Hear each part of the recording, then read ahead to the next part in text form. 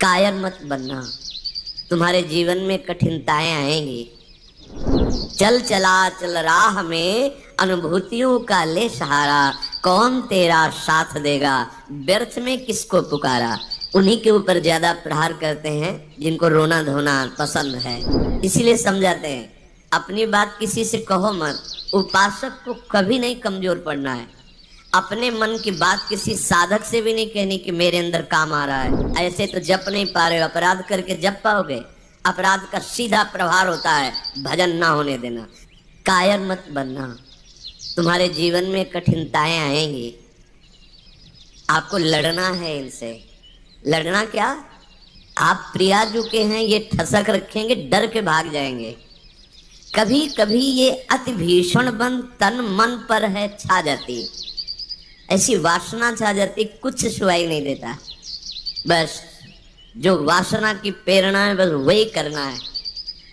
अब उपासक घबरा जाता है।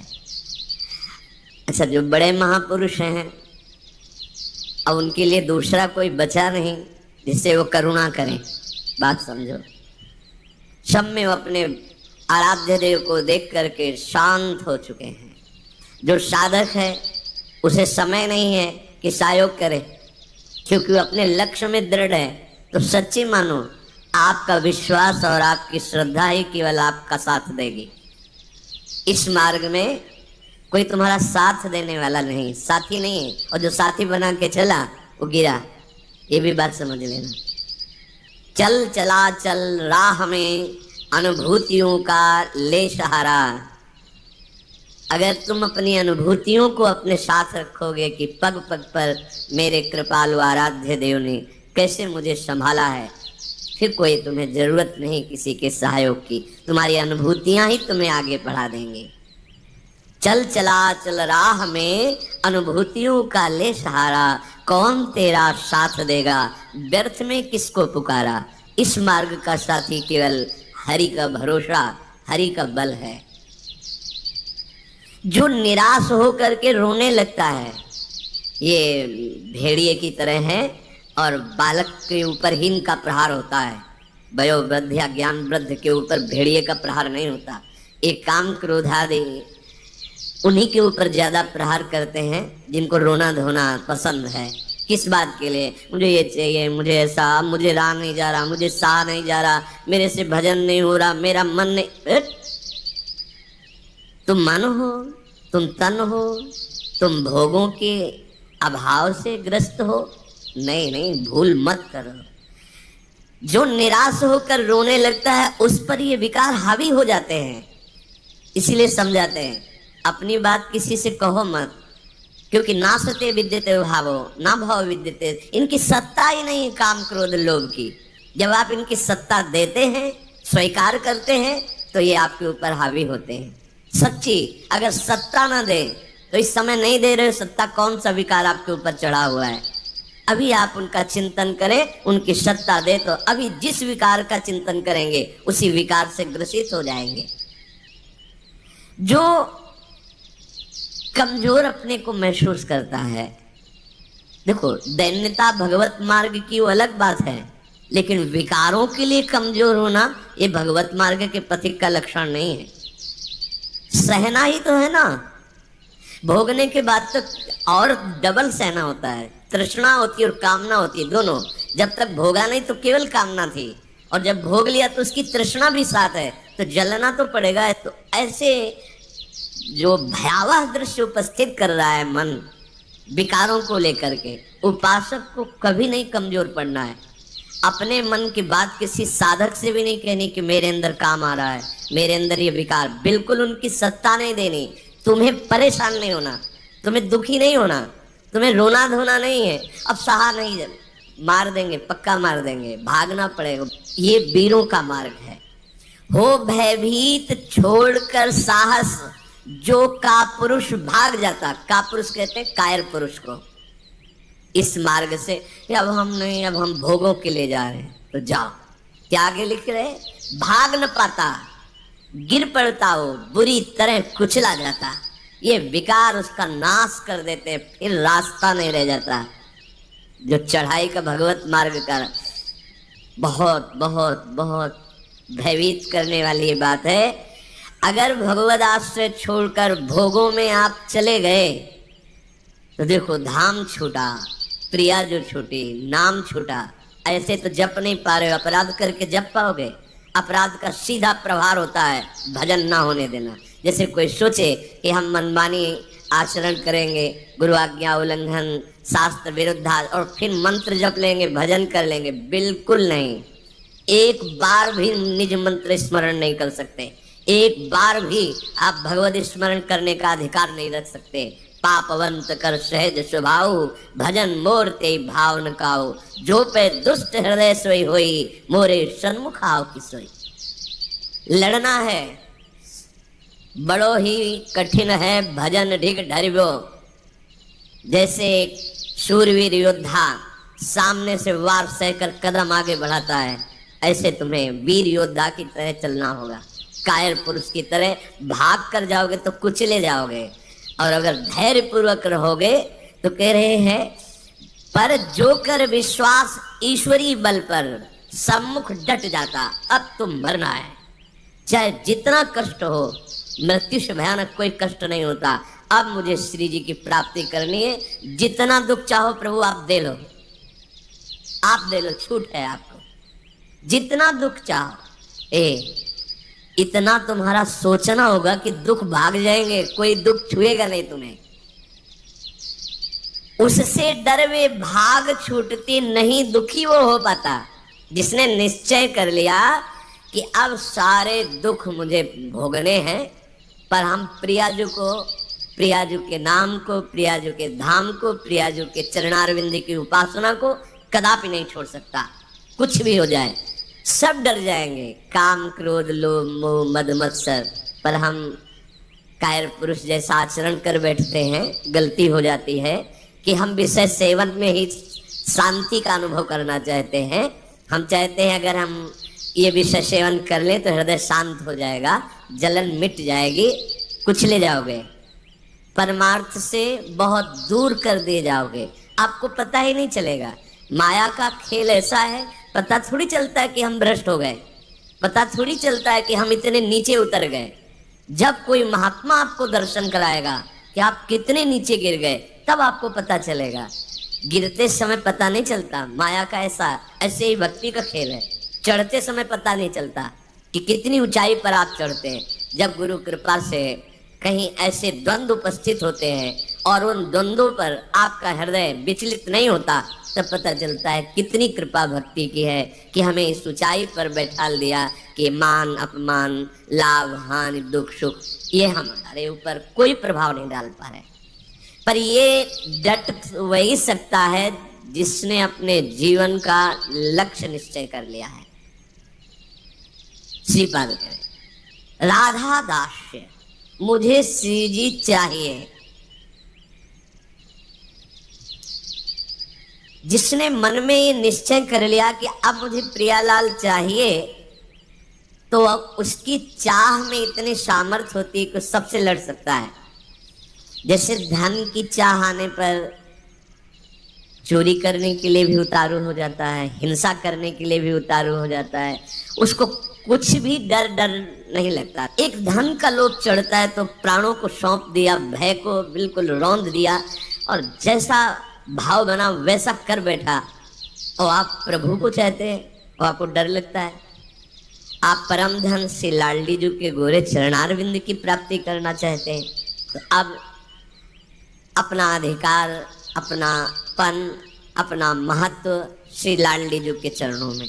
हे प्रभु, हे प्रिया जी, ये प्राण, ये तन, ये मन आपको समर्पित है। अब जैसा जी चाहे वैसा आप करो।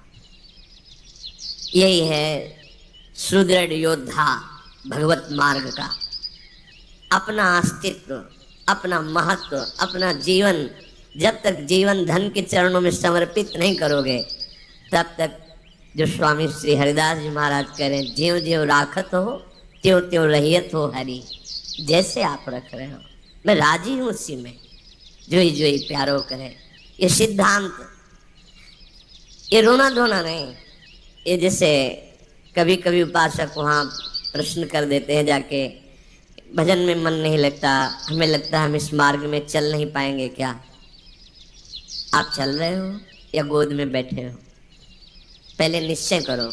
यदि चल रहे हो तो इतनी टांगों में दम नहीं है कि ये चढ़ाई तुम चढ़ पाओगे। तो गोद में बैठे हो तो चलने का तुम्हें डर फिर क्यों है? श्री हरिवंश प्रताप नाम नौका निज खेवक, भव सागर सुख तरत निकट हरिवंश जो सेवक। पहली बात तो तुम चल नहीं रहे हो, तुम गोद में बैठे हो। ये जो सौंप दिए मन प्राण तुम्ही को, सौंप दिए ममता अभिमान, जब जैसे जी चाहो बरतो अपनी वस्तु सर्वथा जान। ये चलने वाले पथिक का नहीं है, ये समर्पित पथिक का है। बैठ गया प्रभु के चरणों का आश्रय लेकर। दूसरी बात, कभी कभी मना स्थिति ऐसी होती है, वो टिकाऊ थोड़ी है। कबहू तो थोरो भजन, कबहू होत विशाल, मन को धीरज छुटे नहीं, गहन दूजी चाल। कभी कभी मन नहीं लगता है तो क्या, अरे वो स्थिति आई है, प्रमाद की स्थिति, तमोगुण के कारण कोई कुसंग बन गया, जिसके कारण ऐसी स्थिति आई है कि आपको डर पा रही है कि भजन नहीं होगा, हम पूरा जीवन निर्वाह नहीं कर। नहीं, ये तात्कालिक है, थोड़ी देर में कोहरा हटेगा और आप प्रसन्न मन से चल पड़ेंगे। हे प्रभु, ये जीवन मेरा आपके चरणों में समर्पित है, क्या परेशानी? हे नाथ, मेरा मन, मेरा तन, मेरा प्राण आपको समर्पित है। आप जैसा चाहो खेलो, मत सकुचाओ, अभी आपका है, आप जैसा चाहो। फिर आप शिकायत कैसे, फिर आपका प्रश्न कैसे बनता है? ये जब तक मेरे मेरे मेरे तब तक नहीं हटा पाओगे। और ये आपको दिया, अब इसमें काम रखो या आप रहो, इसमें प्रेम भरो या आप इसमें विकार भरो, आपको पूरी स्वतंत्रता है नाथ। उसी दिन से आप देखेंगे मन निर्मल होने लगा। क्योंकि जब तक अहंकार रहता है तभी तक ये सारे विकार आक्रमण करते हैं। अहम प्रभु के चरणों में समर्पित हुआ कि वो दिव्य निर्मलता, दैवी संपदा के भागवतिक सद्गुण अपने आप आने लगते हैं। जिस समय आपको मान अच्छा लगे, अपमान दुखित, तो समझ लो आपका अहम अभी समर्पित नहीं हुआ। उपासक का जब अहम समर्पित हो जाता है तो मान अपमान सुख दुख से अब मेरा रहा न कुछ संबंध। तुम ही मेरे कैवल्य परम पद हो और बंधन है तो सिर्फ आपका ही बंधन है। ये आप ही हमारे मोक्ष हो, आप ही हमारे बंधन हो, आप ही हमारे साधन हो, आप ही हमारे साध्य हो। आपसे ही सब कुछ है अब हमारा। अभी अभी निश्चिंत हो जाओगे, अभी निश्चिंत हो। आपको क्या परवाह? जब आपने अपने आप को प्रभु के चरणों में समर्पित कर दिया तो अब जिम्मेवारी प्रभु की है। पर आप समर्पित वाणी से केवल कह रहे हैं, अभी अहम है। आपको पता लग रहा है कि भगवान पता नहीं संभालें कि न संभालें, गति बनेगी कि नहीं बनेगी, पता नहीं लाभ मिलेगा कि नहीं। ये शरणागति का लक्षण नहीं है। छूटे सभी अन्य आश्रय, अब मिटे सभी संबंध अनित्य। ये जो अनित्य संबंध है, हम लोग समझते हैं कि बाहर से बाबा जी बन जाने पर छूट जाते हैं। भ्रम में मत रहना, ये किसी कपड़ा बदलने से छूटने वाले नहीं है। ये अंदर की बात है। जो जड़ चेतन का संबंध है, ये अंदर का संबंध है। बाहर का घर छोड़ दिया, बाहर के संसारिक कपड़े छोड़ दिए, बाहर का भाव दिखाते कि हम वैराग्य से हैं, लेकिन अंदर की बात देखो। संबंध अगर प्रभु के अलावा किसी और से है, वो क्यों न तन हो, वो क्यों न कोई विषय हो, क्यों न कोई सुख हो, चाहे लोक लोकांतर का कितना भी बड़ा सुख हो या सिद्धि हो, वो अभी राग रहित नहीं हुआ है। पूज्य श्री पंडित गया प्रसाद जी महाराज, बड़े पहुंचे हुए महापुरुष जो निरंतर भगवान की लीला में डूबे हैं, वो कह रहे हैं चिंतन संबंध का बोध कराता है और संबंध ही चिंतन में स्थित रखता है। अब आप देखो आपका चिंतन क्या चल रहा है। महापुरुषों के वचन है, चिंतन आपका जहां है आपका संबंध वही है। अगर प्रियालाल का चिंतन चल रहा है तो प्रियालाल से संबंध है, शरीर का चिंतन है, इंद्रियों का, भोगों का, वस्तु का, व्यक्ति का। ध्यान दीजिए, आपका संबंध जहां होगा वहीं चिंतन होगा, और जहां चिंतन होगा वहीं संबंध माना जाएगा। आप कहते हैं हमारे माई श्यामाजू का राज, कहां चिंतन है आपका? शीघ्र चिंतन को संभालिए। यदि कोई भी लौकिक कामना रही तो एक ना एक दिन गिरने पड़ेगा। पूज्य बाबा कह रहे हैं, अगर कोई भी लौकिक कामना आपके अंदर अभी, तो वो गिराएगी, आपको गिराएगी। इसलिए यासो कामनान को ढूंढ ढूंढ के निकाल फेंके। देखो अपने चिंतन में कौन सी कामना बहुत जोर कर रही है, प्रभु के नाम बल से उस कामना को छोड़िए, उसमें सुख नहीं है। उपासक जब तक सत्यता से इनकी तरफ ना चले तब तक ये कामनाएं अपना अधिकार रखती हैं। जहां सत्यता से चलने का भाव आया तो ये स्वतः ही कामनाएं नष्ट होने लगती हैं। उद्देश्य में दृढ़ता, सत्यता, तो सतमार्ग आगे को खुल जाएगा। सब बानक बनतो चलो जाएगो, सहायक मिलते चले जाएंगे। कुछ प्रश्न करते हैं, क्या नरसिंह जी जैसा प्रेम कई जन्मों की साधना के बाद होता है? पूज्य बाबा से, नरसिंह जैसा प्रेम क्या एक जन्म में नहीं हो सकता है? बाबा ने कहा हाँ हो सके है, यदि सच्चे सदगुरु की प्राप्ति हो जाए तो। क्योंकि सदगुरु कृपा दृष्टि सेवाकों प्राणनाथ के मिलवे के ताई रोएबो सिखाए दे। क्योंकि प्राणनाथ ही स्वयं श्री सदगुरु बन के मिलवे को जतन बताए हुए आए हैं। बहुत सुंदर बात, बहुत सुंदर। हम कहते हैं गुरु ब्रह्मा गुरु विष्णु गुरुदेव महेश्वरा, गुरु साक्षात परब्रह्म, लेकिन देख नहीं पाते। अगर हम परब्रह्म भावना सदगुरुदेव में करें तो हमें साक्षात्कार किसका करना है? हम रात दिन चकोर की भांति अपने आराध्य देव को ही तो देख रहे हैं। पूज्य बाबा श्री प्राणनाथ स्वयं सदगुरु बनी के मिलवे को जतन बताए हुए आए हैं, अपने मिलवे को जतन बताए हुए आए हैं। देखो प्रिया प्रीतम, इस संसार की वस्तु की तरह कोई चमत्कार कि भाई ऐसे किया प्रिया प्रीतम, ऐसो ना है। ये चमत्कारन में जो फंस गए, जो सिद्धिन में फंस गए, वो तो जान ही ना पावे प्रिया प्रीतम को। यह अलभ्य वस्तु है, ये गूंगे को स्वाद है। बस प्राणनाथ कब मिलेंगे, प्राणनाथ कैसे मिलेंगे, मैं संसार को कैसे भूलूं, ये हृदय में टीस जो कल कर चर्चा कर, ये गुरु कृपा से केवल होती है। एक पीड़ा हृदय में होनी चाहिए। साधन नहीं बताया, यहाँ बताया कि अगर भगवत प्रेमी सदगुरुदेव भगवान की प्राप्ति हो जाए, उन पे दृढ़ विश्वास हो जाए, क्योंकि वो अपने मिलवे के ताई ही गुरु रूप धर के अपना रहस्य बताने आए हैं। एक सेकंड के टाइम ही अपने आराध्य देव को ना भूले।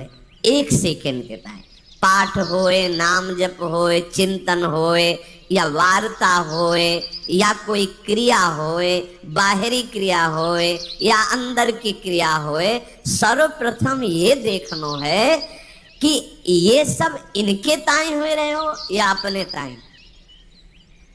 ये बात, अंदर की चेष्टा बाहर की चेष्टा आराध्य देव की, गुरुदेव की आज्ञा के अनुसार हो रही या अपने मनमानी। यदि इनके ताई हो रही तो प्रेम, और अपने ताई हो रही तो कामना, वासना, इच्छा, लालसा। अपने ताई तो कामना, वासना, इच्छा, लालसा। अंतःकरण को एकदम खाली करना पड़े।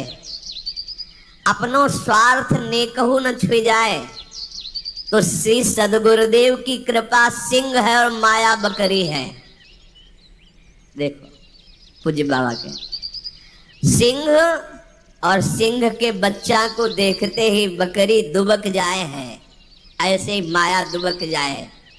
जो सदगुरु का कृपा पात्र है, आज्ञा पालन करता है, तो ये माया बकरी उसके सामने दुबक जाती है। ऐसा नहीं कि उसे फंसा सके। सदगुरु भगवान के दुलारे जीव को माया की ताकत देखिबे कि नाय। देखो अरे वो ठाढ़ी ठाढ़ी सूख जाए, वाके ऊपर कबो अपनो प्रभाव न दिखाए पावे। यह पथ तो श्री सदगुरुदेव भगवान के हाथ बिकायबे पे प्राप्त होता है। साधक अपने मन से ऊंचो कितनो साधन करे, कितनो ऊंची स्थिति प्राप्त करवे को प्रयत्न कर ले, किंतु अंत में वाको गिरनो पड़ेगो। सदगुरु कृपा। साधक को बार बार यही प्रार्थना करनी चाहिए प्रभु से कि सदगुरु के सम्मुख रहो। तभी सेवक जी ने महाराज जो यहाँ पूज्य बाबा कह रहे कि गुरु सेवा तज करे जबान, यह अधर्म यह सबहानि, कानी न रसिकन में रहे। प्रभु से प्रार्थना करनी चाहिए कि हे प्रभु कभी ऐसी परिस्थिति न हो कि मैं गुरु विमुख हो जाऊं, सदगुरु से विमुख हो जाऊं। देखो किसी भी महापुरुष के हृदय की स्थिति को जानने के लिए उस कोटि का हृदय होना चाहिए। तो हम उनकी पहले बात माने, उसके अनुसार चलें, तो हमें स्थिति का पता चल जाएगा। फिर हमें कोई संशय नहीं रहेगा, कोई भ्रम नहीं रहेगा। अभी हमारी मानसिकता बुद्धि में इतनी सामर्थ्य नहीं कि जो मन बुद्धि के अतर्क तत्वों में स्थित हैं उनको हम पहचान सकें। तो हमारी उपासना शुरू होती है मानने से, वेदांत की उपासना शुरू होती है जानने से। वो जानकर मानते हैं, हम मानकर जान जाते हैं। पहले हम मान लेते हैं गुरु साक्षात परब्रह्म है। भी कोई ऐसा नहीं कि तुम्हारे मानने से क्या होगा, वो है वही प्रभु अपने आप को जनाने के लिए सोई जाने जी देव जनाई, वो सदगुरुदेव भगवान के रूप में आए हैं। जासो आपको दर्शन करने की सुविधा मिलेगी। अगर गुरु के सन्मुख रहेंगे तो आपको आराध्य देव का जो स्वरूप है गुरुदेव के अंदर छुपा हुआ इस ढांचे के अंदर, उसकी सुविधा हो जाएगी आपको। उपासक को छल कपट दम्भ पाखंड राग द्वेष क्रोध विरोध ये तभी छूते हैं जब गुरु विमुख होता है। पक्का भजन और संत समागम, कोई त्रिभुवन में ऐसी स्थिति नहीं जो प्राप्त न करवा दे। ये दो बात, जो गुरु प्रदत्त भजन है और जो गुरुजनों का संग है, ये दो, ये ध्रुवदास जी ने भी कहा है, साधन को हरि भजन है कै सत्संग सहाय। तो यदि छल कपट दंभ पाखंड राग द्वेष क्रोध विरोध ये हृदय में है तो आप गुरु से विमुख हैं। आप देख लीजिए, अगर गुरु के सन्मुख है और भजन हो रहा है और संत संग, तो ऊंची से ऊंची कोई भी स्थिति ऐसी नहीं जो आपको प्राप्त ना हो जाए। अर्थात नरसिंह मेहता जी जैसा प्रेम इसी जन्म में बहुत शीघ्र प्राप्त हो जाए। रहनी बनाए में चूक कर दे हम, पूज्य महाराज जी कह रहे, जाको श्री भगवान की आवश्यकता ही अनुभव ना होए। यदि आप साधना की रहनी जो गुरुदेव ने दी है वैसे चलते रहो तो आपके अंदर भूख बढ़ जाएगी प्रिया प्रीतम की प्राप्ति की। यदि आप उनसे थोड़ा भी विमुख होंगे तो आवश्यकता ही महसूस नहीं होगी प्रभु की, आवश्यकता भोगों की महसूस होगी। अध्यात्म की नींव है सदगुरु श्रद्धा। संतन की कृपा मनाओ, भक्तन से मैत्री करो और ये बात मांगो कि हमारे सदगुरुदेव भगवान में अपार श्रद्धा है। मेरे श्री सदगुरुदेव भगवान को सदैव मेरे मन पे अधिकार हो जाए। अभी हम अपने मन की बात रोते रहते करके अधिकार कहाँ दिया है? अगर आपके मन में कुछ आ रहा है तो तुरंत दृष्टि पहुंचाओ, सदगुरुदेव भगवान ये आपको दिया हुआ मन है, आप देख लो, राजी हो इसमें जो चल रहा है, आप राजी हो? अगर आप राजी हो तो देख लो, अगर आप नहीं तो चल कैसे रहा है? ये आपको समर्पित मन है। हम नहीं पहुंच पाते सदगुरुदेव तक और अपने अहम में ही सीमित रह जाते हैं। तो तुमने जो लक्ष्य बनाया है वाको दृढ़तम वाको निष्ठा में बदलना होगा। सब साधन तभी सिद्ध माने जाएंगे जब एकमात्र केवल भगवत चिंतन चलने लगे। बुद्धि की परीक्षा ले खुद, बाबा कह रहे हैं। सामने सब भोग हो तुम्हारे, फिर अगर बुद्धि ललचा रही तो उससे पूछो कि क्या तुम प्रभु की प्राप्ति के लिए चली थी? अय बुद्धि, तूने निश्चय किया था श्यामा श्याम, फिर ये कहाँ राजी हो रही? फिर ये तू आकर्षित कहाँ हो रही है? संसार की सब वस्तुन को कोई प्रभाव तुम्हारे ऊपर ना पड़े, समस्त संसार तब भगवत स्वरूप हो जाएगा जब गुरुदेव की आज्ञा के अनुसार भजन और किसी भी भोग का कोई आकर्षण नहीं। तब तो यहाँ कह रहे कि आपका संबंध जहाँ वहीं चिंतन, जहाँ चिंतन वहीं संबंध। इसलिए हमें किशोरी जी के चरणारविंद का प्रेम चाहिए, तो किशोरी जी से ही संबंध और उन्हीं का चिंतन। अगर हमारा संबंध संसार का, शरीर का, व्यवहार का, तो इस पे कोई प्रश्न कर सकता है तो बाबा जी को ही कर सकता है, गृहस्थ तो नहीं कर पाएगा। नहीं, फिर वही आपसे कह रहे हैं, ये अंदर की बात है, बाहर से नहीं। बड़े बड़े महापुरुष पाए गए हैं गृहस्थी में, बहुत ऊंची स्थिति। पूज्य श्री जयदयाल गोयनका जी, पूज्य श्री भाई जी महाराज, और बहुत से ऐसे सदगृहस्थ हुए जो बहुत प्रेम की ऊंचाई पर विराजमान हुए, ज्ञान की उत्तम भूमिका पे पहुंच गए। बात अंदर की है। अगर अंदर आप इसी जन्म में भगवत प्राप्ति करना चाहते हैं तो आपका चिंतन केवल प्रभुमय होना चाहिए, एक एक क्षण प्रभुमय चिंतन। हमारा चिंतन ही हमारा जीवन है। बिल्कुल चिंता छोड़ दीजिए, योगक्षेम वाहन भगवान करेंगे। अनन्यस चिंतयन्तो माम, बार बार जीवन का सार चिंतन है, बस ये समझ लो। हृदय में हमारे प्रिया प्रीतम का चिंतन, श्यामा श्याम का चिंतन, तो जीवन सार्थक है। श्री राधा और श्री श्याम सुंदर उसी से संतुष्ट होते हैं जो नित्य निरंतर उनके चिंतन में स्थित रहता है। उनको और कुछ नहीं चाहिए। प्रिया प्रीतम को या हमारे आराध्य देव को और कुछ नहीं चाहिए।